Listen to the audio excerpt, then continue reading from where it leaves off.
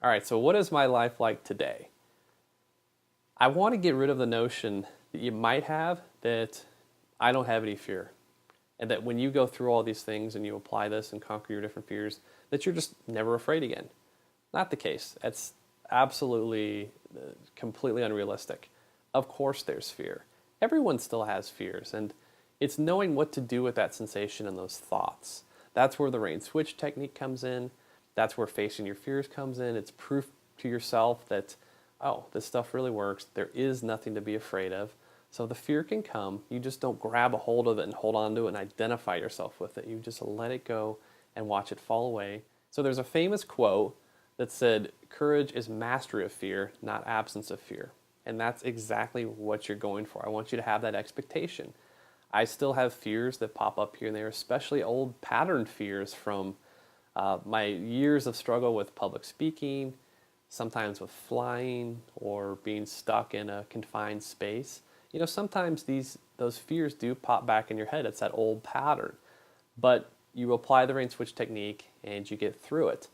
Something I found though is that you can't just kind of what they say, rest on your laurels. You've got to keep doing things that challenge you to remind yourself, hey, I'm good. I've got this. I'm confident. I've done this in the past. You know, I'm fine.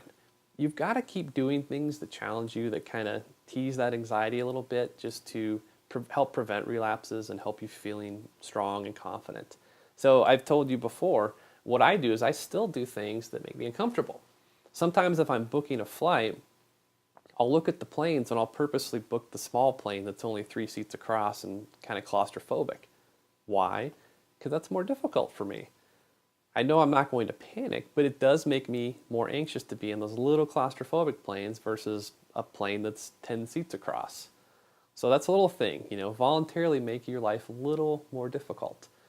I still go to Toastmasters every now and then to give speeches and you know, give different types of presentations and fulfill the different roles in the meetings because it makes me feel good. It's a confidence boost.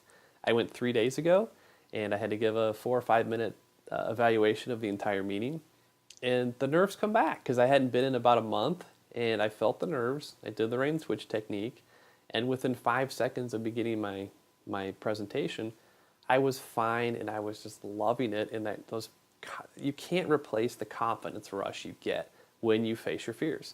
There's nothing like it, and it only comes from facing your fears. You can read about it all you want, you can visualize yourself in all these situations and you coming out on top, but actually doing it is what changes your life and rebuilds that confidence and gets it back up to those levels. So if you have anything in your life that's coming up that makes you anxious, let's say you have to a wedding. A wedding is a good one. Let's say you're a best man or a maid of honor in a wedding, and you're going to have to give a speech. You're going to have to stand up in front of a couple hundred people for 45 minutes. You're going to have to do all these things. If it makes you anxious, go into that fear and do things that challenge you, that make you feel anxious, building up to that wedding. So sign up for Toastmasters. Start driving in heavy traffic if that makes you anxious.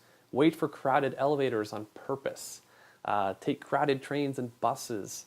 Whatever it is that you've been putting off, that you know in the back of your head, you know, that it makes you uneasy a bit, you don't really usually do it unless you have to, do it on purpose. Decide to purposely make your life a little bit more difficult. Your confidence will grow, and there's just a magic that happens when you voluntarily run towards the roar of the lion and do things that you're afraid of. Your life will completely change. That's what I've done when I've had big presentations to give or talks or big, you know, stressful travel to Europe or something like that.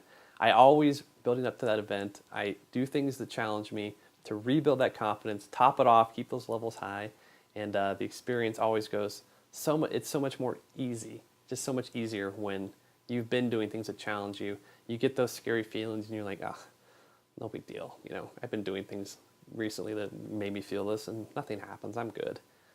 And that's really one of the secrets to life. If you're not growing, you're dying, as they say. So I say, keep challenging yourself. Don't, you know, face a fear down and say, that's it. I got it beat. I don't need to do this again. No, keep doing things. You don't have to do it as frequently, but just keep doing things that remind you that you're good, that help you recapture that feeling, that rush of confidence, And that's what I think this is honestly one of the secrets to life. So I practice it. I highly recommend you do it. And if you do, I know you'll feel better.